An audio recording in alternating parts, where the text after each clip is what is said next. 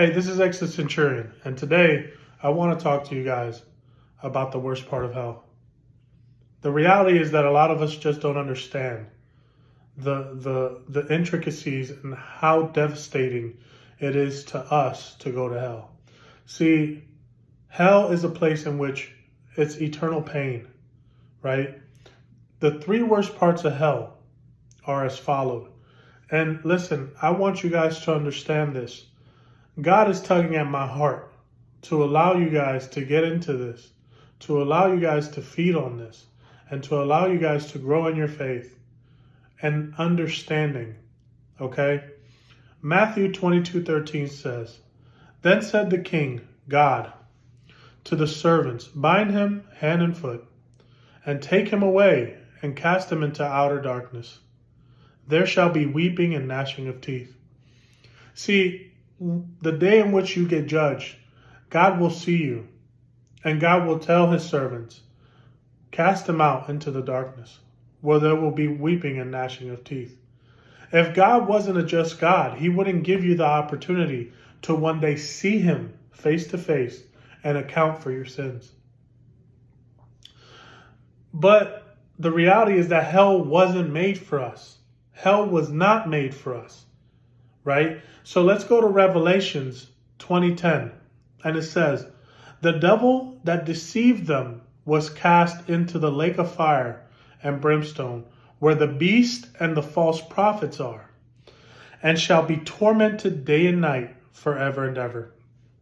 See, hell wasn't made for us. But because we choose to live a life of sin, because we choose to sin against God, because we choose to turn our backs on God, God has no other alternative but to send us to the same place in which he prepared for the devil, right? And for his angels, the ones that followed him, and for the demonic and spiritual beings, right? God has no other choice, because if God were to allow everyone that is wicked into heaven, he would not be a fair judge. Okay? But let's go to Revelations 21:8 and see what that says. "Then the fearful, the cowards, and the unbelieving, and the abominable, and the murderers, and the whoremongers, and the sorcerers, and the idolaters, and all liars shall have their part in the lake of fire and brimstone." The gnashing of teeth was just the beginning. You will forever burn. You will forever be in pain. You will forever struggle, okay? In this hell of fire and brimstone, this lake. Why? Because you are choosing to live a life without God. You choose for yourself that you can do everything without God. So God will not force you. God does not force you to be with him. It's the opposite. God allows you to make your choice. And your choice when it comes to eternity is you not being with him. Right? But see, even though these things are terrible, that's not even the worst part of it. The worst part of hell is this. 2 Thessalonians 1:9. "They will be punished with eternal destruction, forever separated from the Lord and from his glorious power." See, here on earth, even if you're a sinner, it doesn't matter what sinner you are. You could be a murderer.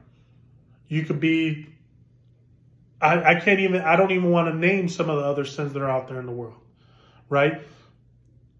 The reality is that you still have an opportunity and a chance to seek your Father, to go to your Father, for your Father to forgive you of your sins. But in hell, that's not the case.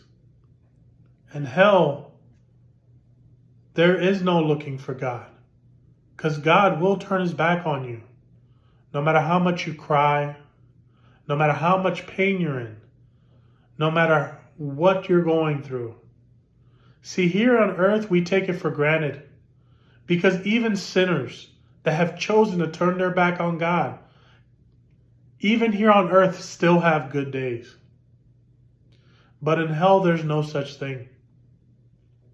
In hell, no matter what you do, no matter who you are,